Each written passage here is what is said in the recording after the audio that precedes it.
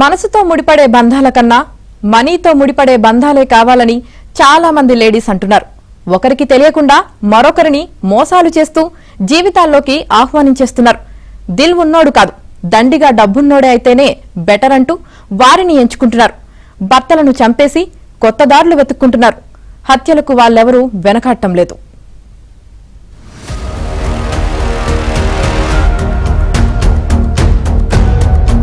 అర్ధరాత్రి ఆడవాళ్లు ధైర్యంగా తిరిగినప్పుడే ఈ దేశానికి స్వాతంత్ర్యం వచ్చినట్లని మహాత్మా గాంధీ చెప్పేవారు.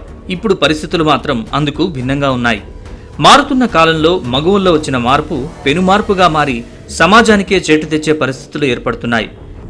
త్రేతాయుగంలో అయినా ద్వాపర యుగంలో అయినా నేటి కాలంలో అయినా మనీ మగువు గురించే యుద్ధాలు పోరాటాలు జరిగిన మాట వాస్తవం. రామాయణ మహాభారతంలో జరిగిన యుద్ధాలకు మించి ఇప్పుడు అతివల కోసం కొట్టుకునే పరిస్థితి ఉంది.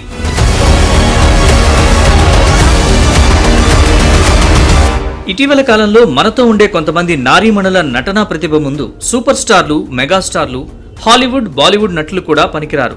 తమకు డబ్బు కావాలన్నా, కోరుకున్న వ్యక్తి కావాలన్నా ఒక్కసారి ఫిక్స్ అయ్యారంటే చాలు, తరతమ భేదం లేకుండా స్కెచ్ వేసేస్తారు.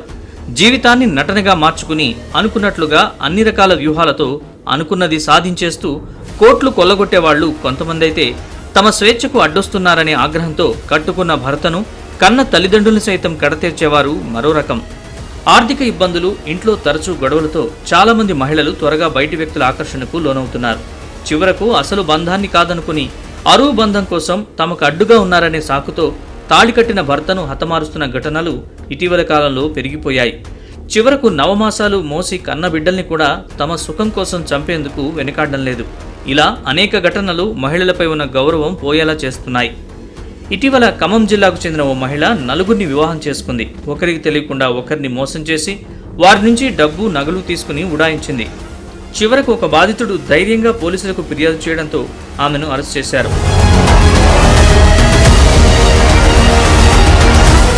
కేవలం డబ్బుల కోసమే ఇన్ని పెళ్లిళ్లు చేసుకున్నట్లు విచారణలో అంగీకరించింది.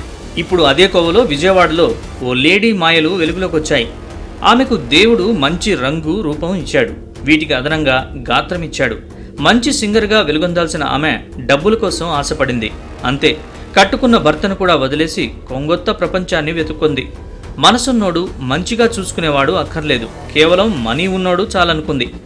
అయితే అలా ఒక్కరితో ఆగిందా అంటే అరడజను మందిని పెళ్లి చేసుకుని వారి నుంచి డబ్బులు దోసుకోవడమే కాకుండా మరో ఇద్దరిని పెళ్లి చేసుకునేందుకు సిద్ధమైపోయింది.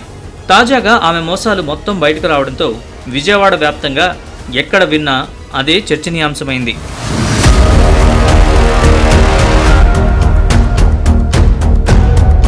విజయవాడ కృష్ణలంకకు చెందిన ఆ మహిళకు 20 ఏళ్ల క్రితం వివాహమైంది. కుమారుడు, కుమార్తె ఉన్నారు. ఆ తర్వాత భార్యాభర్తలు గొడవపడి విడిపోయారు. ఆమె విజయవాడ బందర్ రోడ్లోని ఓ పబ్లో సింగర్గా పనిచేస్తుంది. పబ్కు వచ్చే డబ్బును వారితో పరిచయం పెంచుకుని వారితో మాట కలిపేది. తాను భర్తతో విడాకులు తీసుకున్నానని చెప్పి వారికి దగ్గరయ్యేది. ఇలా ఒకరికి తెలియకుండా మరొకరిని వివాహం చేసుకున్న వైనం ఇప్పుడు బయటపడింది. అది కూడా ఇరక్కపోయి వచ్చి ఇరుక్కుపోయానన్న విధంగా ఆమె ఒక వివాదంపై పోలీస్ స్టేషన్లో ఫిర్యాదు చేసేందుకు వచ్చి బుక్ అయిపోయింది.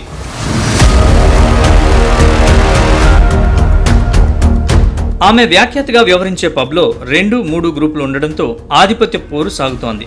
ఒక గ్రూపుకు చెందిన వ్యక్తితో ఆమె గొడవపడడంతో ఇటీవల ఆమె పెళ్లి చేసుకున్న కొత్తపేటకు చెందిన వ్యక్తితో కలిసి సీఐని కలిసింది. గొడవ గురించి తెలుసుకున్న సీఐ పబ్పై నిఘా పెట్టమని కింది స్థాయి సిబ్బందిని ఆదేశించారు. నిబంధనలకు విరుద్ధంగా సమయానికి మించి పబ్ తెరిచి ఉంటుందనే సమాచారం తెలుసుకున్న సీఐ తన సిబ్బందితో అక్కడికి వెళ్లారు. అక్కడ సింగర్ వ్యవహార శైలిపైన అనుమానం ఉండడంతో సింగర్ను, ఆమె పెళ్లి చేసుకున్న కొత్తపేటకు చెందిన వ్యక్తిని కూడా స్టేషన్కు తీసుకువెళ్లి విచారించారు. ఈ విచారణలో సింగర్ వ్యవహారం బయటపడింది.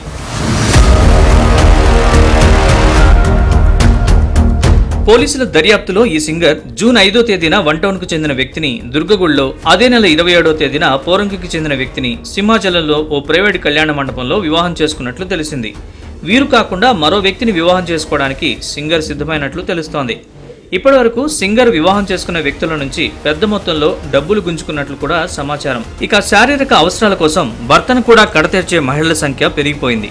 మనసు, విలువలు, కట్టుబాట్లు కొంతమంది మహిళల్ని ఏమాత్రం కట్టడి చేయలేకపోతున్నాయి.